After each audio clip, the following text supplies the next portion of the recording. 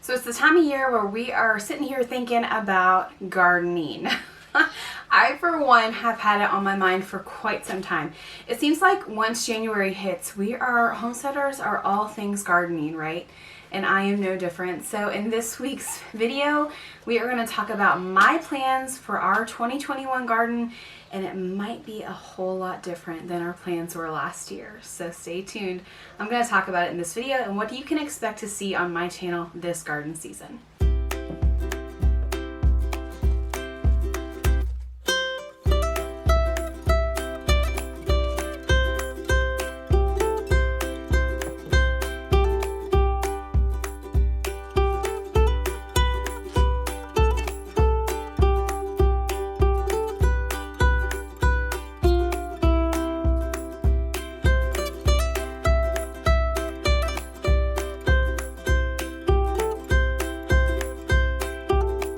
So I have here in front of me these boxes, and these boxes actually go into a library storage, an antique library storage container, and shelving, I guess is what it was. And so there's some fun history behind this antique piece, and it's that it was actually sat on a desk in the sheriff's office decades and decades ago. And so I found this piece in a local thrift store.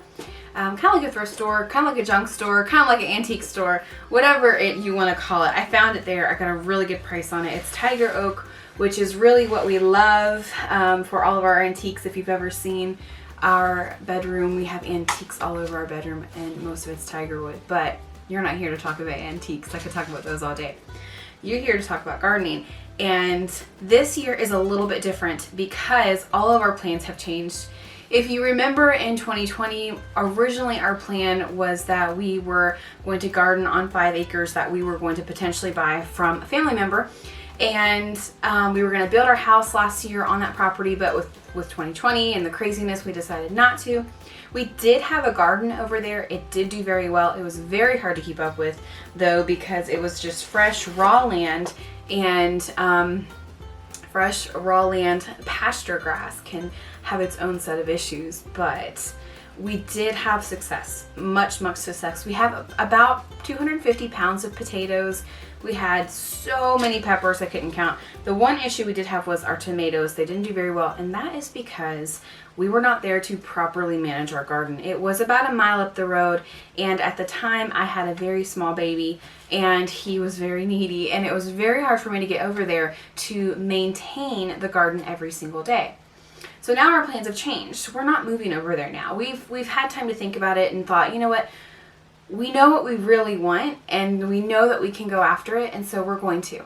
And so our plans have shifted, and we do have the option to garden over there again this year, but I really want to bring my garden back here to our half-acre homestead that we currently live on. Now, you might be thinking, a half acre? What are you going to do on a half acre? Well, you can do a lot on a half acre, and that's exactly what my plan is to show you this year, exactly how much food you can produce on a half acre. And so the very first video in this series is talking about planning your garden and how you have to meticulously plan your small garden to get a big abundance out of it. Now, you'll notice on my garden plan when I show it to you that I don't have a whole lot of things. I'm not growing 100 different things.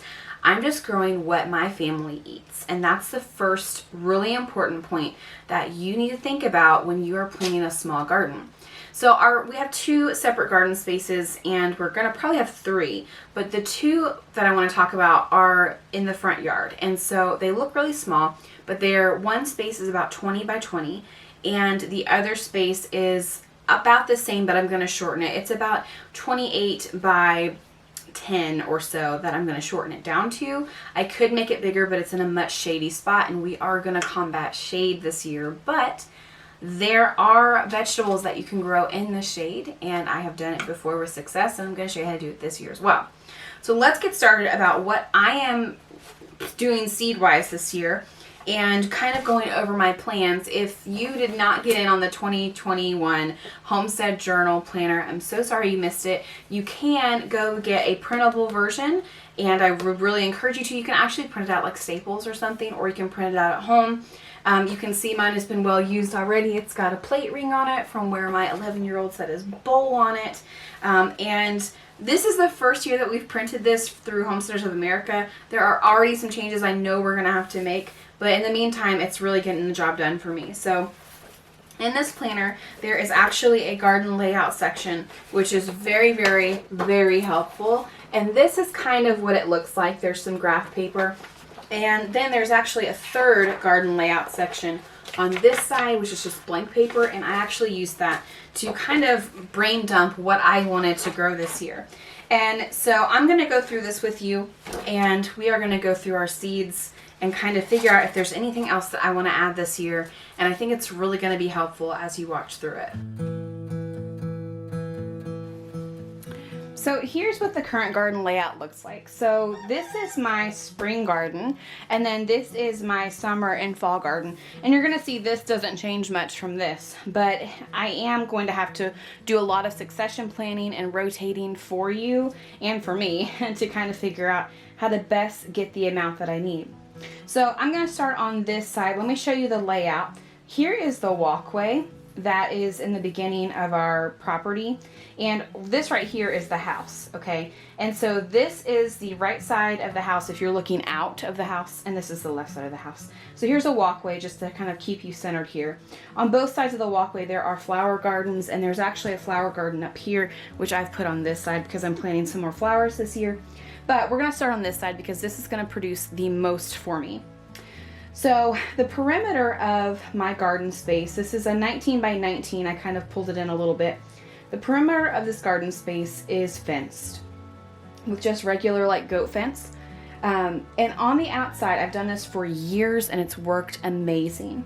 On the outside of this garden fence, I put all of my tomatoes. So I'm utilizing that space. It's not just a fence. And so I'm putting my tomatoes on the outside. In between those tomatoes, I'm planting marigolds because marigolds are a good pest deterrent for those tomatoes. So I'm utilizing this fence space because no space can go unwasted in a small garden, okay? So now I have the biggest thing out of the way, which is tomatoes. They take up the most room. So now that that's around the perimeter, now I have all this space to work with. Now here's a tip. On graph paper, consider each of these blocks a square foot, because if you can do that, then you can plan a lot more efficiently in your garden. So on this side, as of right now, this is the layout. I'm doing 2 cattle panel hoops, and those are basically trellises. On the top one, I'm doing cucumbers. On the bottom one, I'm doing butternut squash. And then down here in this lower spot, I'm doing yellow summer squash. Okay, so that side is done. I left myself a lot of space in case I want to plant more or less. Coming over, I have given myself just about 1 foot to 2 feet in between that and my potatoes. Now we eat a lot of potatoes, and so I have made this space right here, and it's 4 feet wide by I have no idea how many feet long. But if I can count, I'm gonna get about the same amount of potatoes from this small patch as I did in the patch over on the 5 acres. So that'll be really interesting to see if that works. Now this will be a raised row because potatoes do best in that, and we'll go through that another day. Leaving myself just another foot between the potatoes and the peppers, and this foot, you can do this because you can put down mulch or you can put down straw. There will already be straw on the potato beds, so that won't be an issue. You won't have lots of weeds that you're combating. So then I'm going to put my peppers right here. That's 2 feet wide by however many feet long. I should have really known that before I got started, but I could probably fit, I figured, about 35 to 45 peppers in this patch, which is really good for us. Between that and the onions, I'm actually going to bring the onions up. I had something here that I erased. These will be my onions. I'll have about 100 or more onions going in there, and in between the onions and the peppers, I'll strategically put some herbs, so thyme and basil and oregano, kind of up through there as I have space. So that's the first side of that garden. The other side of the walkway garden, on this row is going to be a whole row of carrots. Carrots do really well. This is the shaded area. Carrots do really, really well in shade. So I've done that before in that space, and that's good. And then I have a larger walkway, and then on this side I might do sweet potatoes. I haven't 100% figured that out yet. And then down this side, this is a very shaded area. I'm going to put my cabbage and Brussels sprouts and broccoli and spinach and stuff like that. Now, I am not taking into consideration my garden towers. I have several green stalk vertical gardens, and I will be doing all of my lettuce and all of my leafy greens that are necessary in those garden towers, and we'll talk about that another day. Here's the summer and fall garden. Most of the stuff is staying the same because carrots, I won't be sure. Sometimes they can grow a little slower in shade, so I won't be sure about that until I kind of get in there and see. So I'm not touching this side. I will be replanting kohlrabi. I did have kohlrabi over here too, and cabbage in the summer and fall, but I'm leaving this side the different because shade is different, and that's fine. The only big thing I'm changing over here is that I'm going to have about 500 green bean plants. We're going to go over those seeds in a second. They're amazing, and I'm going to try to do lima bush beans this year as well. So we're going to try to get our entire year's worth of green beans and limas out of our fall and summer garden. Well, technically our fall garden. So this is the basic layout. It could change. And then of course I've got more herbs and flowers going on in that flower bed I was talking about. But this is the basic layout for this year. Now I have a couple more spaces I want to talk to you about that are not listed on this sheet. So like I said, we do have another space that I'm working on. I wanted to add some fruit to our homestead this year. We are a wooded homestead, technically. We have a lot of partial sun, but we have more shade than we have sun. And so I wanted to find some fruiting bushes or fruiting trees that allow partial sun and can still produce. So I joined up with Stark Brothers, and they are sending me quite a few plants to try out this year. And I'm not going to show you in this video, but I will be setting up a little space in the back, which is partial shade, and it'll just really be a cattle panel or garden fencing with these bushes climbing up it. So we're doing raspberries, currants. Currants are really great in partial shade. We'll do some hardy kiwi, which I've never tried before, so that's going to be a totally new experience for me. And gooseberries and various different things. And so I'm really excited to show you that space this year, but we're not going to talk about it in this video. We're going to talk about that in another video once I start getting that going. But now I want to kind of walk through my seed haul with you for this year. I actually ordered seeds back in the fall because I knew there were going to be some crazy times this year, just like last year. And so I wanted to get all of my seed order in the fall so that I wasn't rushing around to get seeds. And as you can see, I don't need necessarily a lot of seeds, but I do have various different variety of things that I wanted to go over with you. I'm going to start first with the green beans because we did these green beans last year. They are the Contender green beans from Haas Tools, and they did really, really well. Like, they produce an amazing amount of green beans for us in just a very small portion. I planted about 120 plants last year, and we got multiple bushels off of those plants. So I am quadrupling that this year. I've got about 500 or so seeds. These direct sow really, really well. I will tell you, I planted them for a fall harvest, and they did really well for a fall harvest here in Virginia. So that's why I am planting them in the fall this year to get a even more amazing harvest.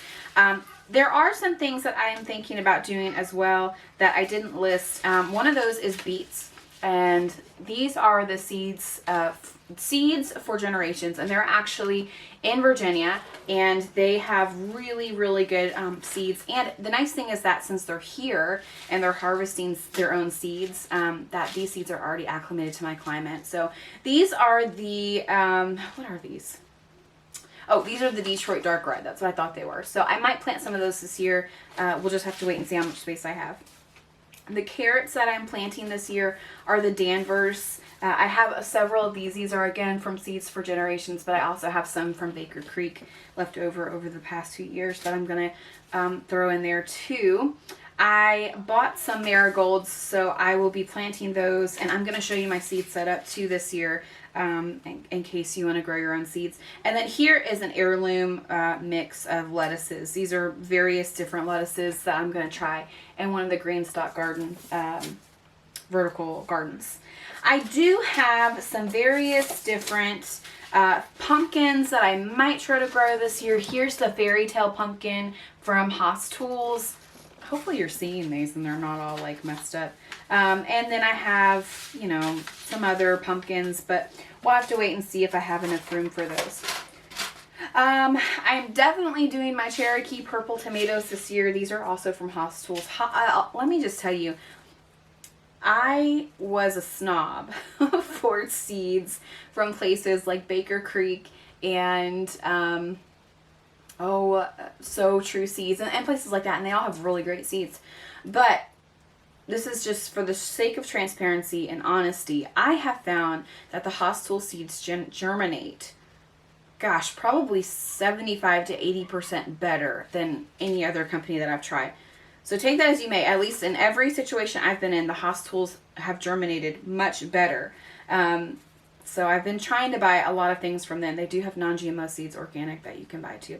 So we're doing Cherokee Purple. We're going to try the Mortgage Lifter.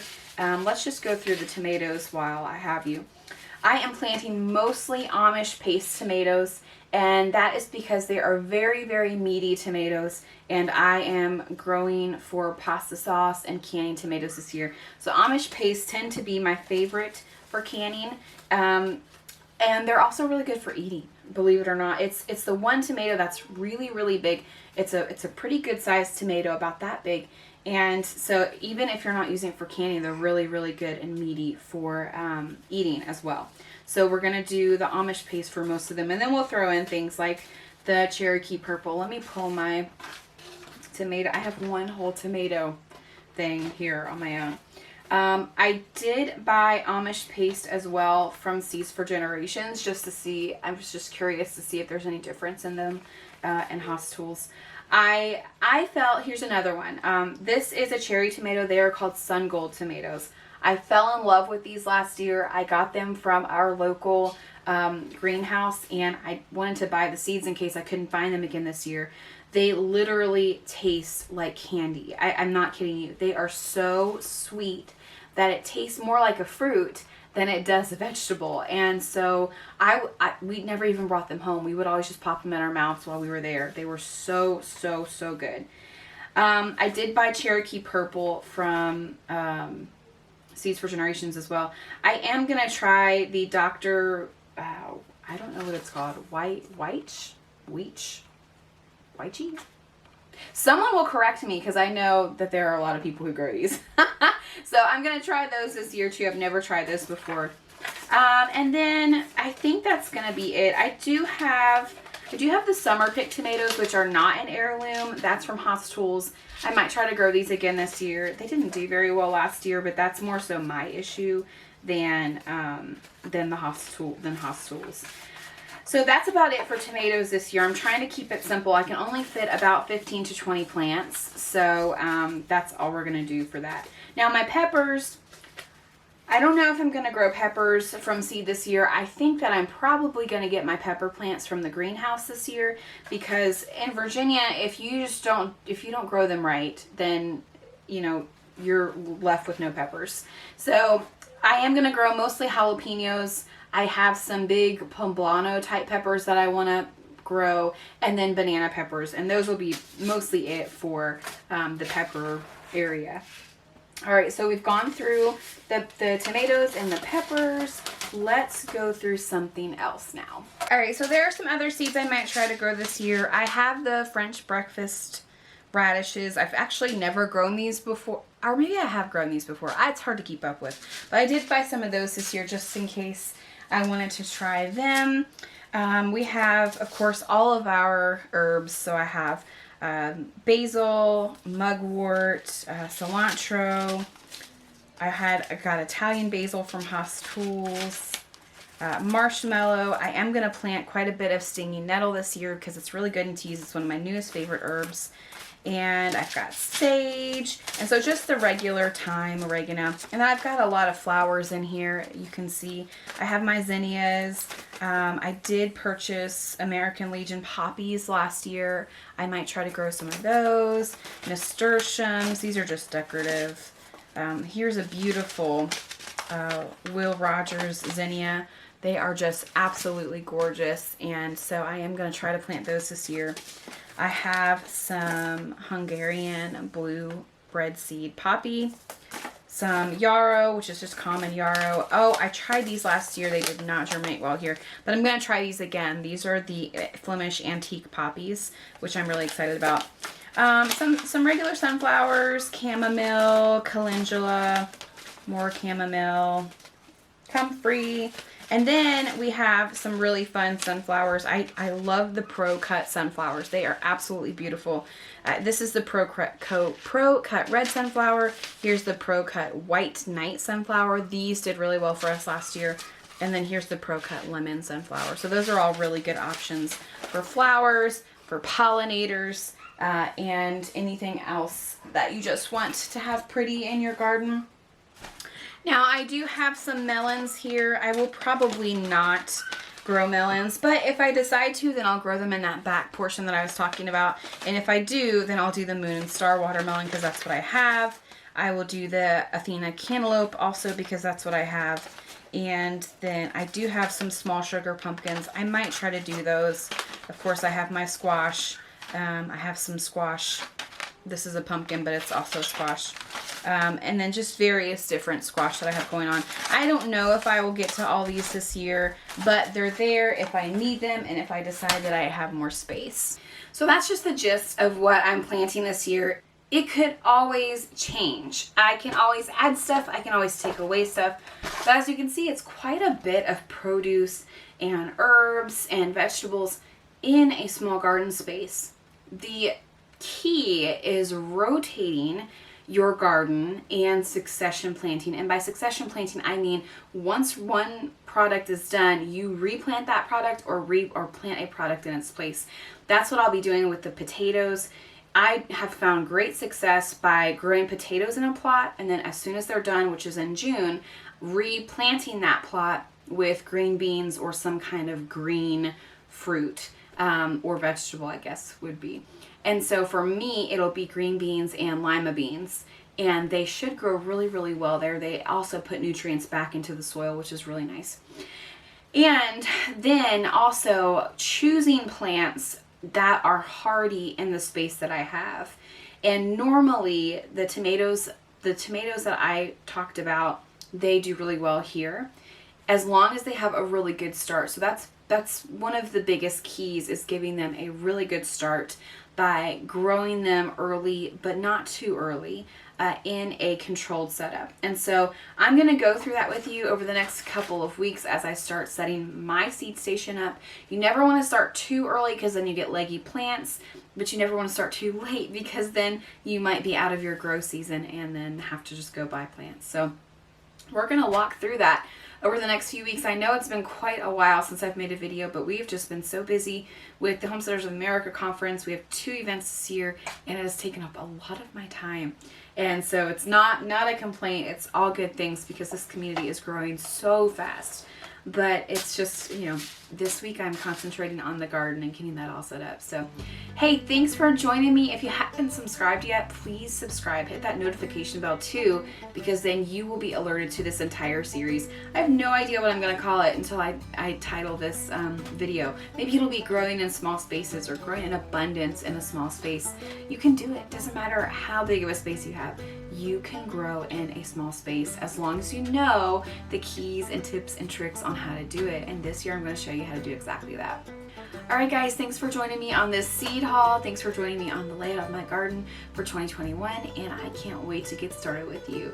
Have a great day and happy homesteading.